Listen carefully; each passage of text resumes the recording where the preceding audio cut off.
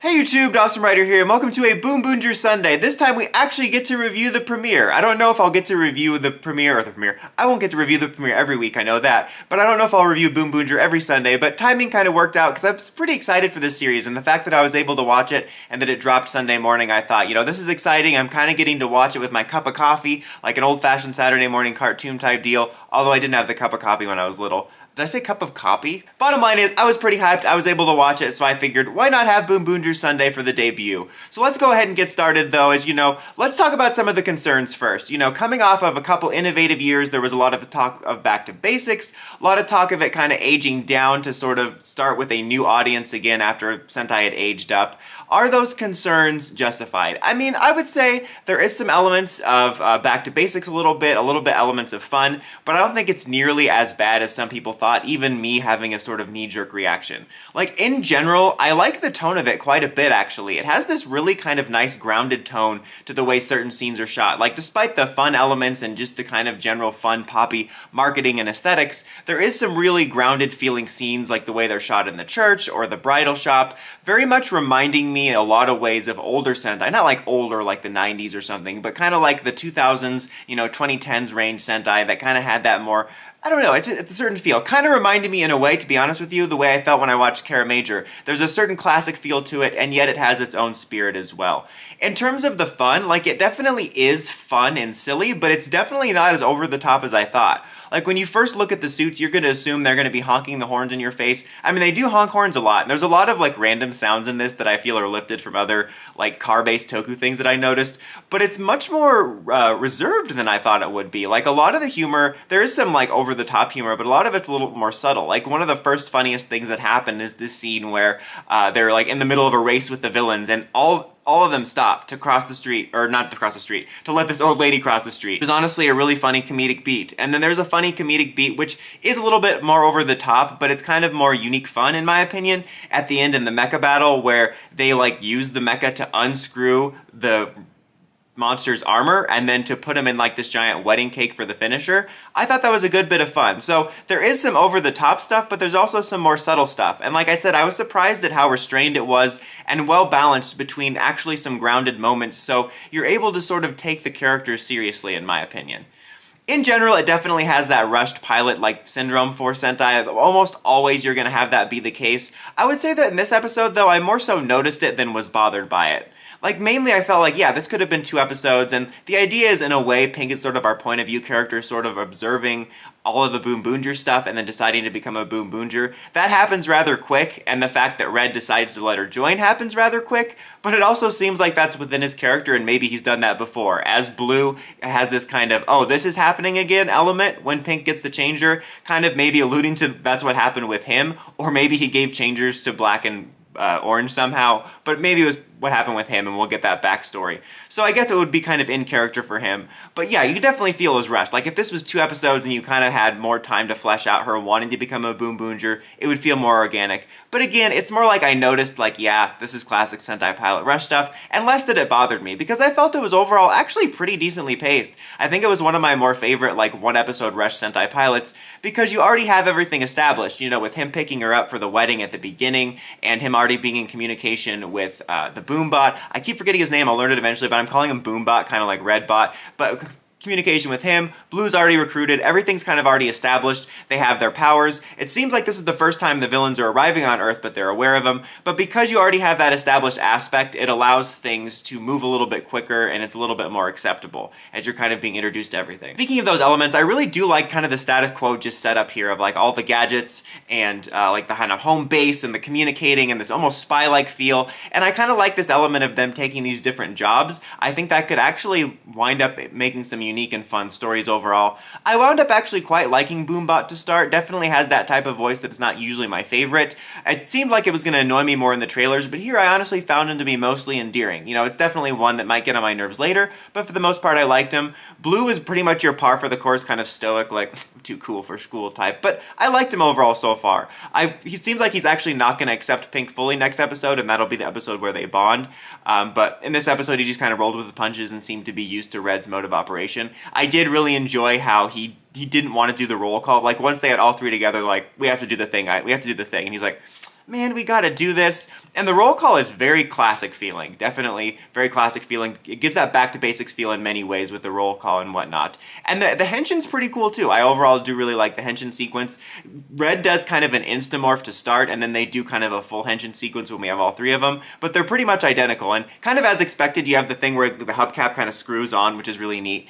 And I gotta say, I'm full on a fan of the suits now. Yes, they're overall silly, but they've really grown on me. I honestly really quite like them. The only part I don't like still is the two little like tire wings on the back, but in my opinion they made even those kind of endearing, because when they transform into the mecha sequence, they like pop off and become like kind of these grounded go-kart wheels for them to go into the mecha, which I thought that was kind of a fun use of something that was like honestly the only thing holding me back from really liking the suits. I'm gonna talk a little bit about Red too, because he really not surprised me, because over the last few trailers I thought, oh, he's not gonna be as bad as we thought, but I was really happy with the way Red was presented. Based on the first description we got, it said like a passionate Red that, you know, has a fiery personality or a fiery heart, and that always is like the default description of what's gonna be a loudmouth, but he wasn't a loudmouth at all. He's got a bit of that fun spirit, but he's almost kind of a cool character with a lot of like swagger. I actually really enjoyed him. Like, he's not full on like stoic badass or something like Marvelous or anything like that, but he's got a bit of a cool edge to him, and yet he's kind of kind. He was overall a really pleasant surprise to watch, and a Red that I could really get behind. I honestly really enjoyed him, and I hope that that continues. I honestly really liked Pink as well. She was really energetic. You could definitely see her possibly being annoying at times, but in general, I liked her enthusiasm. It almost came across as like a fan getting to be, you know, a Sentai Ranger or a Power Ranger for the first time, as she was really like enjoying watching all the BoonBoomger stuff happen and then being excited to participate in it, and then, you know, using the weapon incorrectly kind of makes sense. Like, I don't know, that was just a lot of fun. And I kind of like the core setup for her character and the message, because of course the idea is she's being forced to marry this person, but she's really in love with this other person, but they're both kind of wanting to control her, for lack of a better word, and the whole message is like she doesn't like other people taking the wheel for herself. Get it? Because cars. But then she says something to the effect of, you know, and I don't know how it directly translates, but the way the subs put it was, I want to take the wheel for myself. And I kind of like that. It's very cheesy and on the nose for the car thing, but I think it's kind of a good, like, inspirational message for the series, for the audience, for the kids, but also kind of, I can get behind that for the characters, and I really enjoyed that as sort of the first, I guess, emotional anchor for some of the message of the series, I guess. I also have to say, thus far in this episode, the action was really great. I don't know if they'll be able to keep it up to this level, because I think for the pilot they were showing off a bit, but some of the choreography, in my opinion, was on par with some of the stunts with King-ohger. Actually, better than some King-ohger ones. I'm not immediately saying, oh my god, I'm abandoning King-ohger, but King-ohger did have good stunts, but very often they would give the false impression of how cool it looks with like slow-mo and stuff. But this one had some legit like twists and turns and stunts and flips and flipping around the gun, and like these really big acrobatics, and it was really cool and cinematic, and I don't think they're going to be able to keep it up to the degree that they did in here, but I think if they can keep this up, it would be great, because that was definitely something I liked from King-ohger's. It made it feel even more big and epic and professional, and I really liked that, so I was glad that was able to continue, and the fights were really fun to watch, and I think they did a good job of conveying everyone's personality within it. I also enjoyed the mecha fights. Like, you kind of start off in this little dimension thing where they almost have a race. I don't necessarily want them to do that every episode or see them doing it, but I wouldn't mind every now and then having sequences like that, because it kind of breaks it up and makes it not so repetitive. In fact, I wouldn't even mind them having an episode where there actually was like a dedicated race. I think that could be kind of fun. It's kind of in that more wonky CGI, but it's not too bad at all, and I kind of liked it. I really enjoyed the mech battle. Again, there was that creative kind of fun bit, and even though I liked the King-ohger battles in the different setting, and you know what, they didn't rely on CG all that much in that series, this definitely had a very classic, grounded, kind of tangible feel to it with the mecha being out there, and I really enjoyed it. As far as the other Rangers, we only get very brief looks at them. We have Orange just kind of observing in the background. You just kind of get a general taste for his personality and his lollipop. Wait. Black Ranger, we literally just see at the end, like that's it. He's at the very end, like waking up from all the people that are saved from the wedding dress monster. And the wedding dress monster's design was overall pretty cool, and they show off how the villains basically like turn a key ignition into an object and turn it into a villain. So that was kind of interesting. But I gotta say, overall, maybe it's because I was super hyped about the series and super excited, but I really enjoyed myself. I'm not ready to say that it's going to be able to keep up with King-ohger or that it might not let me down, but I found it to be really enjoyable. I really loved the spirit of it, and yet it kind of gave me a nostalgic feel, and in a way, I don't mind it feeling like it's going back to basics, because it gave me that feeling, but at least in this episode, I can't speak to forever going into the series. It could end up being really basic, but within this episode, it did feel back to basics a little bit, but also felt like it had its own spirit to it. couldn't help but think back to when I was reviewing the first episode of Godard, where I felt similar in the sense of it felt more back to basics, classic, almost nostalgic feel of a classic writer setup. And this isn't, I know that I'm hard on Godard, this isn't a knock against Godard necessarily, because I did genuinely enjoy its first episode and its first few episodes, but I gotta say it was interesting comparing it because I feel there's a similar approach of kind of doing something a little bit classic and trying to sell the audience on the spirit and the current gimmick, and I feel that Godard's attempt to sell itself and its chemis feel really forced, like they're trying to make the chemis happen. Stop it, Gretchen, we've been over this for decades now. But with BoonBoomger, I don't know, we'll see how this sells with the kids and the popularity, but I think they got something special here. I think the vibe of the Rangers and the aesthetics and the cars could do really well. Like, this feels like it could be something that hits for the audience. That's just my vibe that I get for it. Again, maybe it's because I was vibing more with BoonBoomger and Godard's worn me down, but I wasn't going into Godard very pessimistic. So, I don't know, it just kind of reminded me of that, because it feels like they're both trying to make something happen.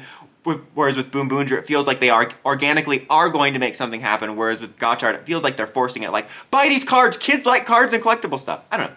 That was just a random thought at the end, but I gotta say, strong start so far. It could end up letting me down, but I'm enjoying watching it. I'm gonna try to go into the episodes just trying to enjoy myself and some good Sentai fun, but good stuff so far. As I've said, I'm gonna mostly reserve episode ratings, for when I do full series reviews or something that's complete, but because this is a pilot, I am going to rank it why do I keep saying rank? Rate it, I'm gonna give it a 4 out of 5. I thought it was one of the better ones. I honestly just really enjoyed it. Honestly, I could see myself popping it on again later or tomorrow.